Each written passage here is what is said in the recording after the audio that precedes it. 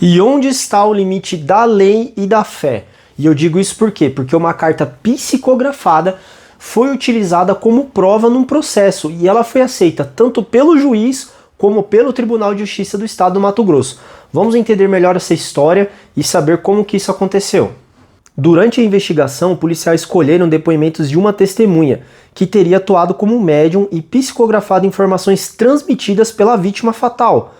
A validade da carta foi reconhecida nas instâncias ordinárias, ou seja, reconhecida pelo juiz e também pelo Tribunal de Justiça do Estado do Mato Grosso, que negou um habeas corpus nessa situação para excluir essa prova. O Tribunal de Justiça do Estado do Mato Grosso entendeu que o documento necessariamente não foi produzido por meios ilícitos, podendo ser utilizado então como prova pelo menos indireta. Por que que essa decisão foi errada? Vamos criar aqui alguns paralelos para que vocês entendam que não pode se utilizar uma questão de fé dentro de um processo. Imagine você, se um pastor faz uma revelação dizendo que Deus contou para ele quem foi que praticou determinado fato. Pode ser um pastor desconhecido ou então um famoso aí, coloca aí, de Macedo falou isso daí. Você aceitaria isso dentro do seu processo que poderia te condenar a alguma coisa? Ou então imagine se um padre, depois de fazer todos os ritos religiosos, falasse que foi determinado pelo Espírito Santo quem praticou determinado fato. Então veja bem, quando você inverte uma situação que não é da sua fé, não se torna crível que aquela prova pode ser utilizada. É por isso que fé, que se trata da certeza do que não se vê, não pode ser utilizado dentro de processos, principalmente para condenar ou pelo menos induzir uma condenação de alguma pessoa. E foi mais ou menos nesse sentido que o STJ decidiu para anular essa prova e retirar ela do processo.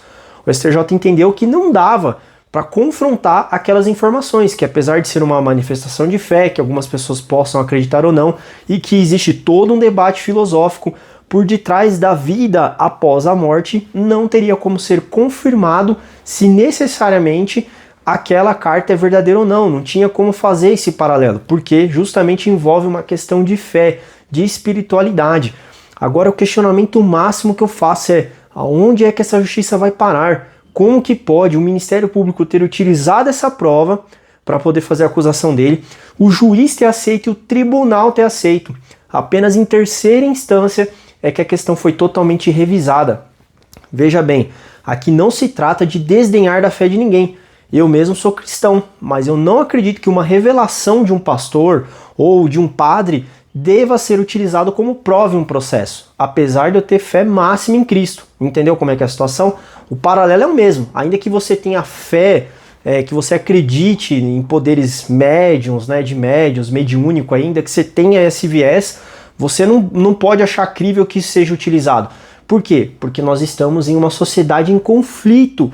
Mesmo dentro das religiões, a divergência interna, que se você acredita que aquela pessoa realmente tem essa manifestação espiritual de forma verdadeira ou não, quiçá externizar isso para dentro de um processo que pode comprometer a liberdade, o patrimônio e a reputação de uma pessoa. A decisão foi totalmente errada, essa é a minha opinião. Aliás, deixa no comentário aqui para mim qual é a sua opinião e eu quero que você se inscreva no canal, porque aqui nós vamos entender o direito e ainda mais na sociedade atual, onde nós vemos cada vez mais os conflitos entre a vida prática e a lei e como que a justiça vem aplicando.